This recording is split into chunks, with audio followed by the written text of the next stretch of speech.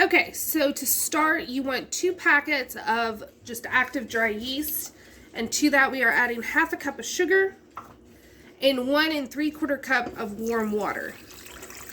And we're just going to let our yeast proof for about 10 minutes until everything is nice and bubbly. Okay, so once your yeast has proofed, we can go ahead and add the rest of our ingredients.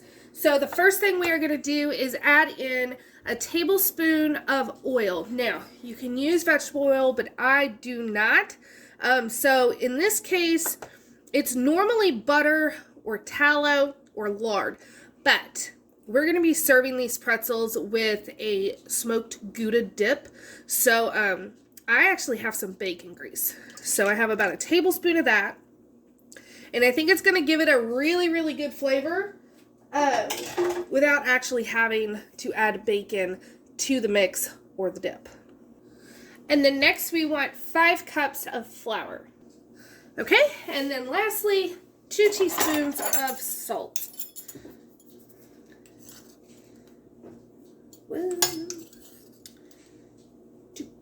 So now I'm going to sit this on my stand mixer with a dough hook attachment, and we're just going to knead this until it starts pulling away from the sides of the bowl.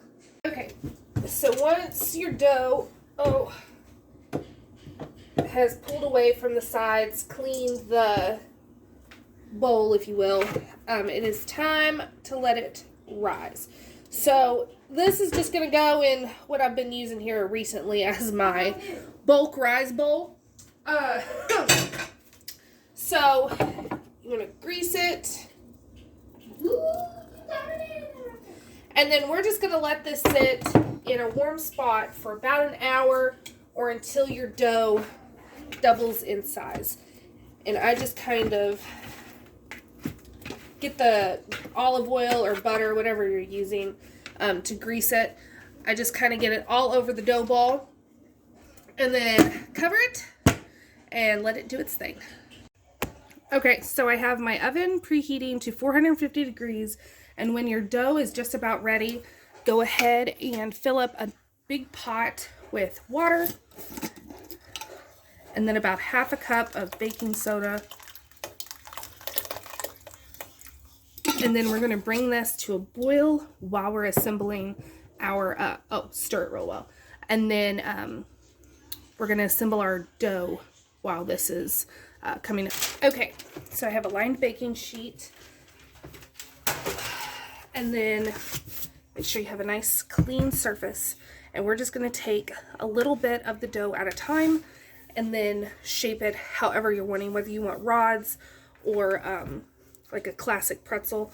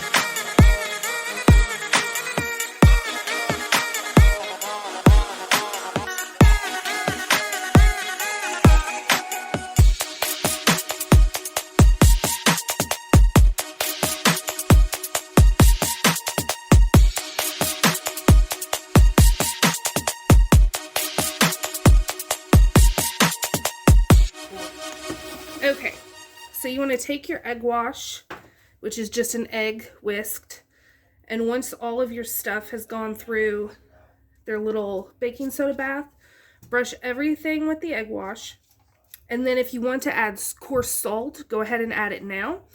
And then these are going to bake for 12 to 14 minutes in a 450 degree oven or until golden brown.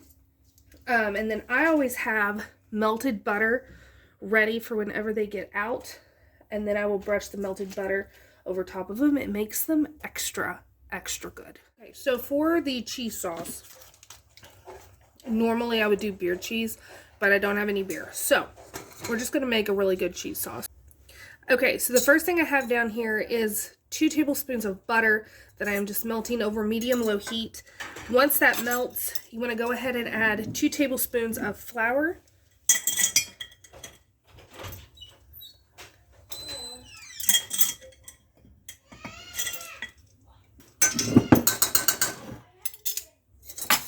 Whisk that together. Hi, baby.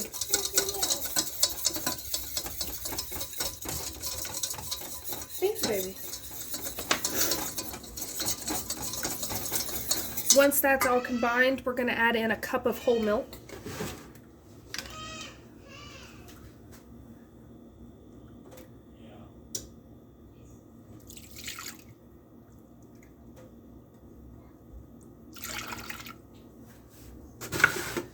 And we're going to whisk this until it starts to really thicken and coat our whisk.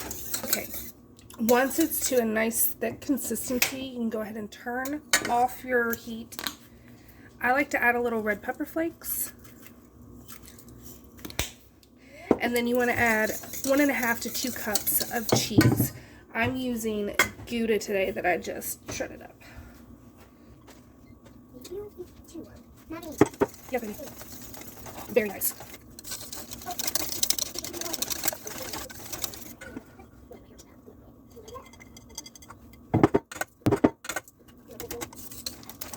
And then you just want to whisk until everything is smooth and all of that cheese has been fully incorporated. And then it's done.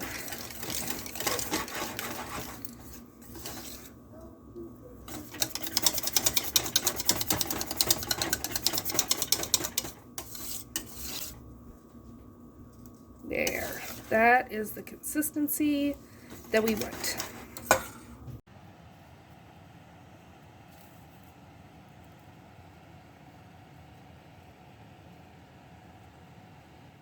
So here is the finished product. You can just see the butter. Half of them I did. Half of them I salted, and then half of them I left unsalted.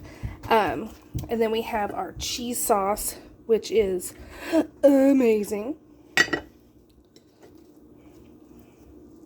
Try to do this one-handed. They're hot.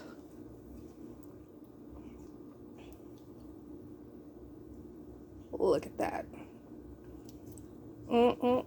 Soft, buttery, and delicious.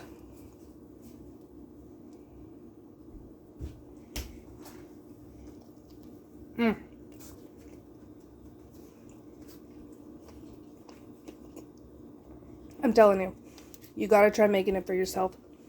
With homemade cheese sauce, you cannot go wrong. So, I hope you enjoyed this video. Try it out for yourself. Let me know. Very nice. Let me know how you liked them. And I will see you all next time. Thanks for watching.